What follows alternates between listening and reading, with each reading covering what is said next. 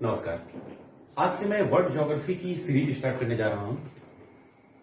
World geography की series बड़े basic से लेके चलूंगा और उसमें सारे महाद्वीप, एक एक महाद्वीप को बड़े ही विस्तार के साथ स्टडी करेंगे।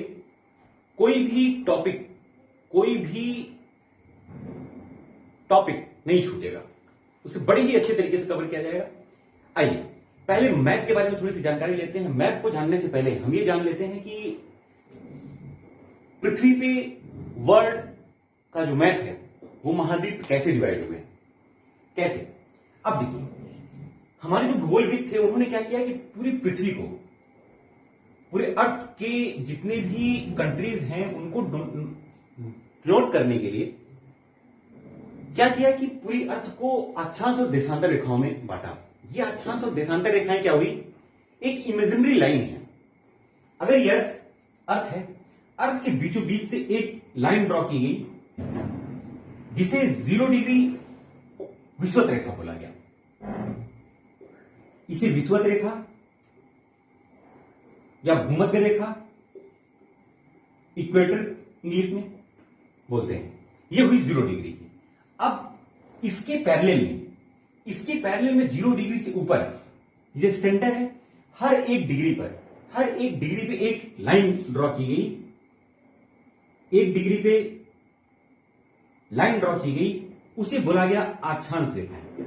ये हर एक डिग्री पर एक लाइन खींची गई, हर एक डिग्री पर एक लाइन खींची गई। ऐसा नहीं है कि इसके बीच में लाइनें नहीं है, लाइनें इसके बीच में भी हैं। 1.1 पे कह दीजिए, 1.2 पे कह दीजिए, 1.3 पे कह दीजिए, हर उस पे एक इमेजिनरी लाइन ड्रॉ की गई। मोटे तौर पे देख लेते हैं कि 1 डिग्री, ये मैंने इंडियन ज्योग्राफी में कवर कर रखा है, इंडियन ज्योग्राफी के पहले चैप्टर में कवर्ड है ऑलरेडी, बट फिर भी थोड़ी सी जानकारी ले लेते हैं। ऐसे करते हुए 0 डिग्री, यहां पे 90 डिग्री है। जब हम यहां पे पहुंचे तो 90 डिग्री, 0 से ऊपर 90 डिग्री और 0 से नीचे 90 डिग्री। तो टोटल जो अक्षांश रेखाएं हो गई हमारी, अक्षांश रेखाएं वो कितनी हो गई, 90 प्लस 90, 90 ऊपर 90 नीचे, टोटल हो गई 180 प्लस एक 0 डिग्री। ये 0 डिग्री जो विषुवत रेखा है उसे ऐड कर दीजिए तो टोटल हो गया 181। टोटल अक्षांश रेखाएं कितनी हुई, 181 अक्षांश रेखाएं हुई। और देशांतर रेखाओं की बात करें तो देशांतर रेखाएं जो है वो कुछ इस तरीके से खींची गई। ये हुई देशांतर रेखाएं। इन जो देशांतर रेखाओं को ड्रॉ किया गया, ये देशांतर रेखाएं ये भी हर एक डिग्री पे ड्रॉ की गई, इमेजिनरी लाइन हर एक डिग्री पे ड्रॉ की गई है। तो 0 डिग्री से यहां पे इसको माना गया 0 डिग्री। मान लीजिए 0 डिग्री मैं मान लेता हूं यहां पे, ये हुई 0 डिग्री। 0 डिग्री से पूर्व में जितनी भी लाइनें, अब किसी भी मैप को डोनेट करने के लिए, किसी भी मैप को हम बुक में कैसे रिप्रेजेंट करते हैं, देखिए इस तरीके की लाइन ड्रॉ होती है। ऊपर नॉर्थ, साउथ, ईस्ट और वेस्ट, उत्तर, दक्षिण, पूर्व और पश्चिम। तो इससे 0 डिग्री को अगर सेंटर माना जाए तो इससे जो राइट साइड की, बोर्ड की तरफ फेस करके जो राइट साइड की रेखाएं हैं उन्हें पूर्वी देशांतर रेखाएं, पूर्वी देशांतर रेखाएं, और इस साइड की देशांतर रेखाओं को पश्चिमी देशांतर रेखाएं बोला गया, पश्चिमी देशांतर रेखाएं। अब जो इंडिया की पोजीशन है हमारी, वो कहां पे है, वो यहां पे है। अब इंडिया की पोजीशन पे ही डिसाइड किया गया था, मैंने ये बता रखा है इंडियन ज्योग्राफी में, उसको चाहे तो आप रिवाइज कर सकते हैं। इंडियन ज्योग्राफी में ये बताया हुआ है कि इंडिया की लोकेशन कहां है। हालांकि हम इसमें वर्ल्ड ज्योग्राफी स्टडी करने जा रहे हैं, तो वर्ल्ड ज्योग्राफी को थोड़ा सा कोरिलेट करेंगे। यहां पे लंदन का ग्रीन बीच है। क्या है, लंदन का ग्रीन बीच। लंदन का ग्रीन बीच से 0 डिग्री देशांतर रेखा पास हो रही है और इंडिया का जो मानक समय है वो है 82.5 डिग्री, 82.5 डिग्री। इलाहाबाद के मिर्जापुर से होकर गुजरता है। तो ये 82.5 डिग्री मानक समय रेखा, इसी पर यहां पे जो समय होगा वही पूरे इंडिया में समय माना जाता है। सेम टाइम पे ये जो ग्रीनविच है लंदन का जो ग्रीनविच है, ग्रीनविच पे जो 0 डिग्री पे है, वहां पे क्या टाइम है इसको थोड़ा सा हम देखते हैं कि 82.5 डिग्री। अगर ये पूरी पृथ्वी है हमारी, ये पूरी पृथ्वी घूमने में कितना समय लेती है भाई? ये 360 डिग्री, अगर 360 देखा जाए तो 360 डिग्री मतलब 360 देशांतर रेखाएं। इधर सन है ईस्ट में, यहां पे अगर देखा जाए तो पूरी 360 देशांतर रेखाएं बारी बारी से सन के सामने से गुजरेंगी कुछ इस तरीके से। ये अगर ये पोर्शन सामने है तो ये घूमेगा इस टाइप से, ठीक है। अब इंडिया का जो ईस्टर्न पार्ट है वो सबसे पहले सन के सामने पड़ेगा। तो 360 डिग्री घूमने में कितना समय लेती है? 24 घंटे। 24 घंटे का समय लेती है 360 डिग्री। अब 360 डिग्री घूमने में 24 घंटे लेती है, तो 24 घंटे को मिनट में कन्वर्ट कर लीजिए तो कितने आएंगे? 1440 मिनट। 1440 मिनट 1440 मिनट घूमती है 360 डिग्री। 1440 मिनट में पूरी अर्थ रोटेट हो जाती है। अब 1 डिग्री घूमने में, अब भाई हर 1 डिग्री पर तो देशांतर रेखा खींची गई है, देशांतर रेखा भी हर 1 डिग्री पे खींची गई है और अक्षांश रेखाएं भी हर 1 डिग्री पे खींची गई हैं। तो 1 डिग्री घूमने में कितना समय लगेगा? 1440 मिनट डिवाइडेड बाई 360 कितना आएगा? 4 मिनट। ध्यान रखिएगा 1 डिग्री घूमने में 4 मिनट का समय लेता है। जब 1 डिग्री घूमने में 4 मिनट का समय लगता है तो क्लियर कर देते हैं इसे, थोड़ा सा जगह स्पेस मिल जाएगी। यहां पे देख सकते हैं, मैंने बताया 1 डिग्री घूमने में कितना समय लगा? 4 मिनट का। 1 डिग्री घूमने में 4 मिनट का समय लगा, तो 4 मिनट का जो समय है उसको, ये 82.5 डिग्री है, तो 82.5 डिग्री घूमने में, अब देख लीजिए यहीं पे 82.5 डिग्री घूमने में कितना समय लगेगा? 82.5 डिग्री 1/2 मल्टीप्लाइड बाई 4 कर लीजिए इसको थोड़ा सा कैलकुलेट, कितना मिनट लगेगा? अब देखिए इसको कैलकुलेट करना है तो 165 डिवाइडेड बाई 2 मल्टीप्लाइड बाई 4, 2 ये लगभग आएगा 330 मिनट। क्लियर है? कितना आया? लगभग 330 मिनट। अब 330 मिनट का मतलब क्या हुआ? लगभग हुआ 5.5 घंटे। 5.5 घंटे हुआ। अब ये जो 5.5 घंटे हुआ ये क्या था? 82.5 डिग्री। 82.5 डिग्री भारत का मानक समय था। 82.5 डिग्री भारत का मानक समय था। तो ये 82.5 डिग्री जो है भारत का मानक समय, इस पोजीशन पे, इस पर्टिकुलर लोकेशन पे जो सन की लाइट थी वो कंपैरिजन टू लंदन के ग्रीनविच, जो लंदन का ग्रीनविच है इसके कंपैरिजन में यहां पे इंडिया में 5.5 घंटे पहले सुबह होगी। क्लियर हुआ? ये है देशांतर रेखाओं के लोकेशन से ये समझ पाना कि लंदन के ग्रीनविच और इंडिया के बीच समय का अंतराल कितने घंटे का है। तो कितने घंटे का है? 5.5 घंटे का। अब आइए जान लेते हैं ये अक्षांश रेखाएं हैं। एक अक्षांश रेखा के बीच की दूरी कितनी है? एक अक्षांश रेखाओं के बीच की दूरी कितनी है? 111 किलोमीटर। एक अक्षांश रेखा के बीच की दूरी जो है, ये डिस्टेंस जो है ये वाली 111 किलोमीटर है। और यही डिस्टेंस अगर विषुवत रेखा में मैनेज करें, सॉरी देशांतर रेखाओं में, तो देशांतर रेखा की यही दूरी कितनी है? देशांतर रेखाओं के बीच की दूरी 111.32 किलोमीटर। इसे नोट कर लेंगे, इसे वीडियो पॉज कीजिए और इसे नोट कर लीजिए। ये है देशांतर रेखाओं के बीच की दूरी और ये अक्षांश रेखाओं के बीच की दूरी। ये हुआ अक्षांश और देशांतर रेखाओं के बारे में एक छोटा सा परिचय। आगे देखते हैं कि इसमें वर्ल्ड मैप जो है हमारा, वर्ल्ड मैप, इसको थोड़ा क्लियर कर देते हैं।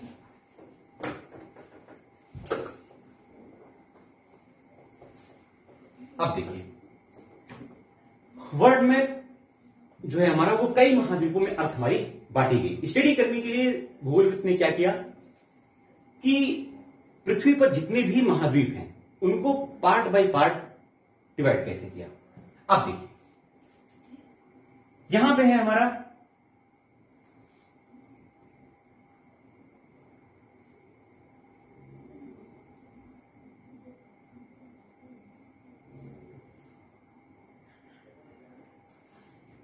ये है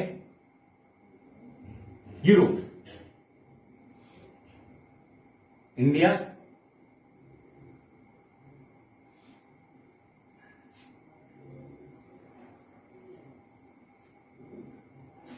यहीं से हमारा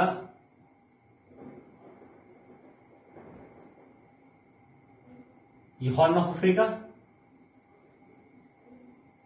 ये हुआ हमारा अफ्रीका,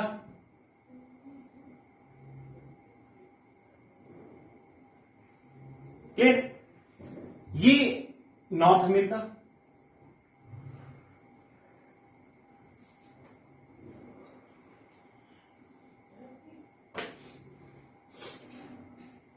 ये नॉर्थ अमेरिका, ये साउथ अमेरिका। थोड़ा सा प्रोजेक्ट हो गया, इसको थोड़ा सा दूर कर देते हैं, ज्यादा समय नहीं लगेगा। मैप ड्रॉ कर लेते हैं, थोड़ा समझने में आसानी हो जाएगी।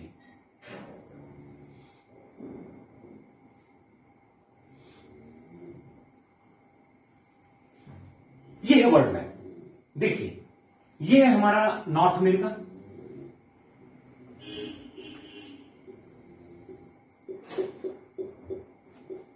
ये साउथ अमेरिका, ये यूरोप और एशिया। यूरोप और एशिया को कंबाइंड रूप में बोलते हैं यूरेशिया। अब यूरेशिया को फिलहाल ये देख लीजिए, यूरोप और ये एशिया। यूरोप और एशिया एक ही भूखंड है, एक ही भूखंड है, ये आपस में जुड़े हुए हैं। इनको अलग अलग स्टडी करने के लिए वैज्ञानिकों ने क्या किया, एक इमेजिनरी लाइन फिर से ड्रॉ की। वो क्या था कि यहां पे एशिया में है यूराल पर्वत। कौन सा पर्वत है? यूराल पर्वत। यूराल पर्वत, अगेन कैस्पियन सागर, यहां पे काला सागर। तो ये इनको मिलाती हुई एक इमेजिनरी लाइन ड्रॉ की। यहां पे है भूमध्य सागर, ये भूमध्य सागर है, ये काला सागर, ये हुआ कैस्पियन सागर।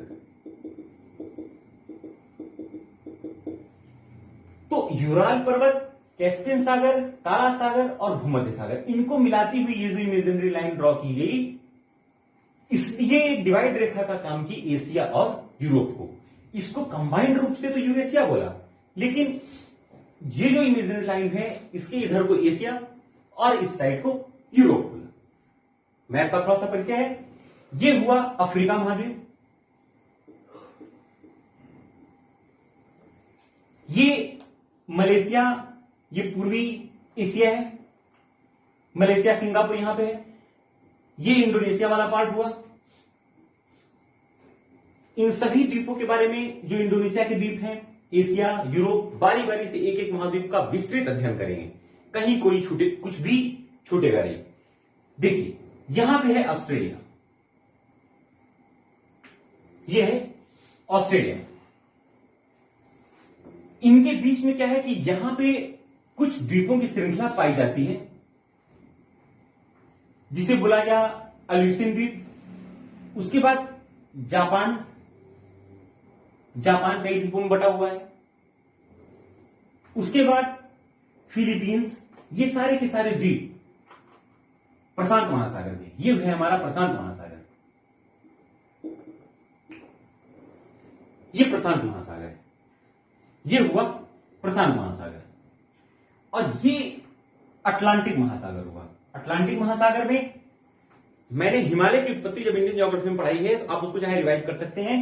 ये जो मैप है, पृथ्वी कई प्लेटों में डिवाइड है, लगभग 6 बड़ी प्लेटें और 20 छोटी प्लेटें। तो 6 बड़ी प्लेटों को हम विस्तृत रूप से अध्ययन करते हैं।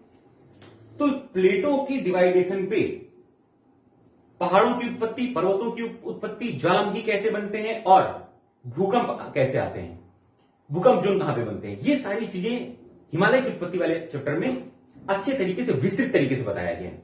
आइए इसमें देखते हैं। यहां पे मध्य अटलांटिक कटक के बारे में भी मैंने जिक्र किया हुआ है। इसमें ये मध्य अटलांटिक कटक ये प्लेटों के मूवमेंट पे ही डिपेंड है। पृथ्वी का अगर अनुप्रस्थ काट का चित्र देखें तो क्रस्ट, मेंटल और कोर, ये क्रस्ट हुआ, ये मेंटल हुआ और ये कोर। तो जो मेंटल है इसका ये अर्ध ठोस अवस्था में है, मतलब सेमी लिक्विड, इसको बोलते हैं सेमी लिक्विड। तो जो सेमी लिक्विड है इसके अंदर लावा भरा हुआ है। जैसे ही प्लेटों का मूवमेंट होगा, इसके ऊपर ही हमारी महासागरीय प्लेट और महाद्वीपीय प्लेटें अवेलेबल है। अब जैसे ही महासागरीय और महाद्वीपीय प्लेटों के बीच में कुछ भी मूवमेंट हुआ, कई प्रकार के मूवमेंट होते हैं। प्लेटें एक दूसरे से दूर जाती हैं, प्लेटें एक दूसरे के नजदीक आती हैं, प्लेटों में घर्षण होता है।